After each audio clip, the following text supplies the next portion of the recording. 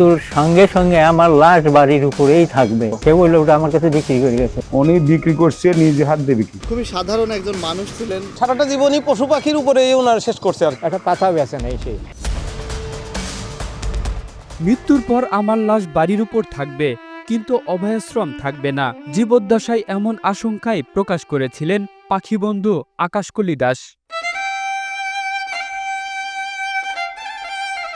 তোর সঙ্গে সঙ্গে আমার লাশ বাড়ির উপরেই থাকবে, কিন্তু মাথা ফাটাফাটি রক্তে রক্তাক্ত হয়ে যাবে। পাখির অভয়াশ্রম তখন আর থাকবে না। কেউ দৌড়ে যাবে কোন গাছটা কেটে নেবো, কেউ দৌড়ে আসবে কোন গরুটা গলায় ধরে নিয়ে যাবো। কেউ বললো ওটা আমার কাছে বিক্রি করে গেছে। সে বললো এই জমিটা আমাকে রেজিস্ট্রি দিয়ে গেছে। এক জমিতে হয়তো 6খানা দলিল বাড়ি করবে, এই যে আমাকে দিয়ে গেছে, এই যে আমাকে দিয়ে গেছে, এই যে আমাকে দিয়ে। আজ তার সেই আশঙ্কাই নির্মম বাস্তবতায় রূপ নিয়েছে। চলতি বছরের 18ই আগস্ট প্রায় 6 দশকের সাধনায় গড়ে তোলা পাখিদের অভয়াশ্রমের প্রতিষ্ঠাতা আকাশকলি দাসের মৃত্যুর 4 মাস না পেরোতেই পাবনার বেড়ার কৈটুলায় কাগেশ্বরী নদীর তীরের সেই অভয়াশ্রমে চলছে দখল আর ধ্বংসযজ্ঞ।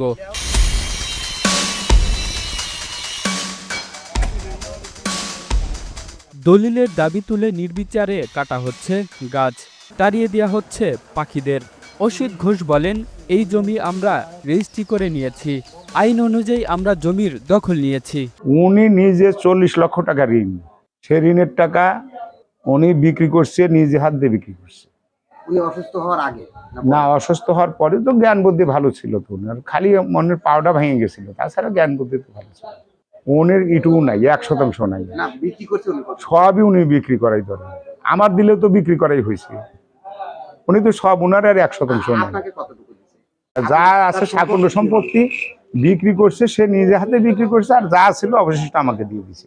সোজা কথা, অসুস্থ মানে মানুষের মন আজকে তোমার কাছে এটা এখন বলতেছি, একটু পরে আরেকটা কথা পরিবর্তন হইতে, কিন্তু মানুষের ব্রেন পরিবর্তন হইতে আমি কিন্তু তার কাছে কোনোদিন বলি নেই। তবে স্থানীয় প্রতিবেশী ও সচেতন মহলের অভিযোগ, মুমূর্ষ ও স্মৃতিবিভ্রান্ত অবস্থায় থাকা আকাশকলিকে ব্যবহার করে প্রশাসনের কিছু অসাধু কর্মকর্তার যোগসাজশে ভুয়া রেজিস্ট্রির মাধ্যমে অভয়াশ্রম দখল করা হয়েছে। আমরা আকাশকলি দাসের বাসায় বেশ কয়েকবার গেছি তার জীবদ্দশায়, এবং তার সাথে কথা বলে আমরা যতদূর জানতে পেরেছি তিনি খুবই সাধারণ একজন মানুষ ছিলেন, একজন শিক্ষক ছিলেন, এবং শেষ দিনগুলো সে খুব নীরবভাবে একান্তভাবে জীবনযাপন করেছেন। এবং তার যে জমি জমা এর আসলে কোনো শরিক ছিল না দেশে।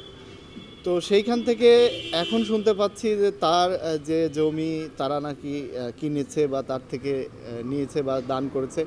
তো আমার মনে হয় এটা সঠিক নয়, কারণ আমরা যতদূর জানি আকাশকলি দাস এই তার যে বন বা অভয়াশ্রম যেটা ঘোষণা করা হয়েছিল সরকারিভাবে, তার একটি গাছও সে কাটতেন না। প্রাইমারি স্কুলে শিক্ষকতা করতেন, আমাদের এলাকার সম্মানী ব্যক্তি। পশু পাখি অভয়াশ্রমের জন্য ওনা মানে সারাটা জীবনই পশু পাখির উপরে ওনার শেষ করছে আর কি, আমি যতদূর জানি।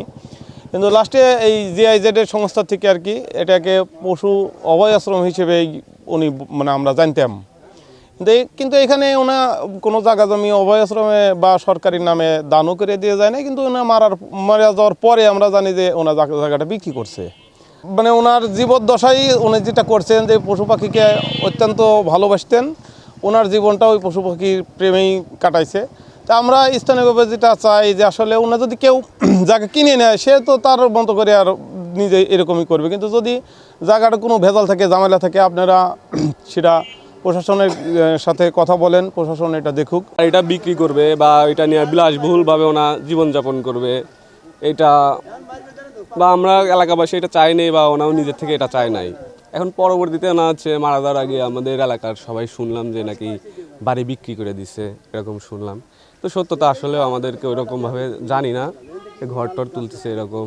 তো লোক ভালো ছিল, সে কোনো খারাপ ব্যবহার করে নাই, মানুষের সাথে ভালো ব্যবহার করছে, সবাই তাকে সম্মানও করছে সবাই। অর্থাৎ তার ভুল হে করে গেছে, মানে আল্লাহর ফরজ আদায় করে নাই, বিয়ে করে নাই, এই তার সব ভুল, সব তারা বিয়ে করলে তার ভালো লাগতো না।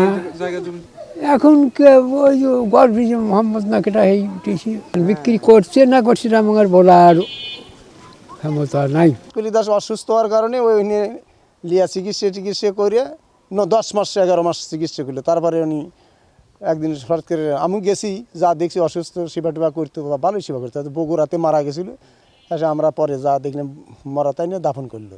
আমাকে এই মাস্টার থাকতেই আমি আসি জায়গা আমরা শুনলাম যে জায়গা জমি বিক্রি হয়ে গেছে, হয়তো বেচছে খানিক, আর অসিত ঘোষের নামে উইল করে দিয়ে গেছে, কি কিনে লিখছে, কি রেজিস্ট্রি মাংনাই দিছে, এই তুই জানি, কিন্তু আমরা আর কিছুই জানি না। এটি শুধু একটি জমি নয়, এটি জীববৈচিত্র্যের গুরুত্বপূর্ণ আশ্রয়স্থল। এভাবে অভয়াশ্রম ধ্বংস হওয়া অত্যন্ত উদ্বেগজনক। তো শিক্ষিত এই সমাজে আমরা যে উন্নয়নের জোয়ারে ভাসছি, সেখানে কিন্তু পরিবেশের কথা কিন্তু চিন্তা করছি না। সেখানে কিন্তু আকাশকলি দাস আমাদেরকে দেখিয়ে দিয়ে গেছেন, উনি কিন্তু সংসার বিমুখ একজন মানুষ ছিলেন। উনি সংসারের নিয়ে চিন্তা করেননি, উনি ওনার প্রপার্টি সম্পদ সংরক্ষণের কথা চিন্তা করেননি। উনি সারা জীবন উনি প্রচার বিমুখ একজন মানুষ ছিলেন, কিন্তু নীরবে নিভৃতে উনি যেভাবে পরিবেশের জন্য, এই ধরনের বার্ডগুলোর আশ্রয়স্থলের জন্য উনি যা করে গেছেন, সেটা আমাদের জন্য পথিকৃত, বা সেটা আমরা দিক নির্দেশনা হিসেবে আমরা লালন করি বা ধারণ করি।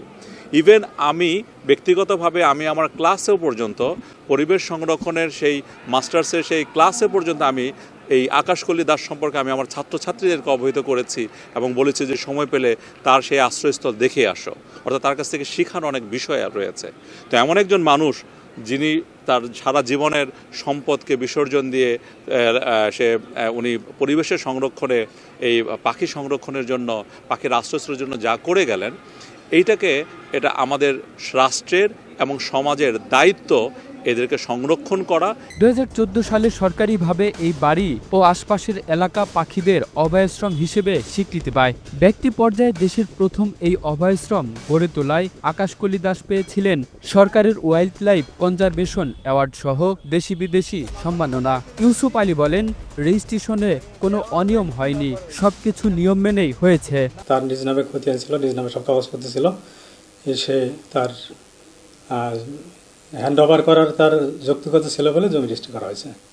আসলে আমি নিজেই গিয়েছিলাম ওখানে এবং তার স্টেটমেন্ট আমি নিজে নিয়েছি, সে নিজেই বলছে যে আমি জমি হ্যান্ড ওভার করতেছি। ঠিক আছে, এর বাইরে সেখানে অভয়াশ্রম ছিল কিনা এই বিষয়ে কোনো আমার কাছে কোনো অভিযোগ বা আমার কাছে ছিল না। ঠিক আছে, তার মালিকানা হস্তান্তর করার যৌক্তিকতা বা তার মালিকানা হস্তান্তরের তার অধিকার ছিল বলে জমি রেজিস্ট্রি করা হয়েছে। তবে অভিযোগ তদন্ত করে দোষীদের বিরুদ্ধে ব্যবস্থা নেওয়ার আশ্বাস দিয়েছেন জেলা প্রশাসন। বিষয়টি তদন্ত করে আইন অনুযায়ী প্রয়োজনীয় ব্যবস্থা নেওয়া হবে বলে জানান এই কর্মকর্তা। বেড়া উপজেলায় আকাশকলি দাস একটি অভয়াশ্রম প্রতিষ্ঠা করেছিলেন এবং এই অভয়াশ্রম আসলে পাখির আবাস ছিল। কিছু ব্যক্তি যদি এই অভয়াশ্রম নষ্ট করার চেষ্টা করে বা দখলের চেষ্টা করে, আমরা সরকারের পৃষ্ঠপোষকতা থাকবে যেন এই অভয়াশ্রমটি নষ্ট না করা হয়, এবং যারা এই কুচক্রী মহল যারা আছে তাদেরকে আইনের আওতায় নিয়ে আসবো আমরা। প্রকৃতিপ্রেমীরা বলছেন, আকাশকলির স্মৃতি রক্ষায় এই অভয়াশ্রম বাঁচানো না গেলে হারিয়ে যাবে পাখিদের নিরাপদ আশ্রয়। Kamrul Islam, Asian television.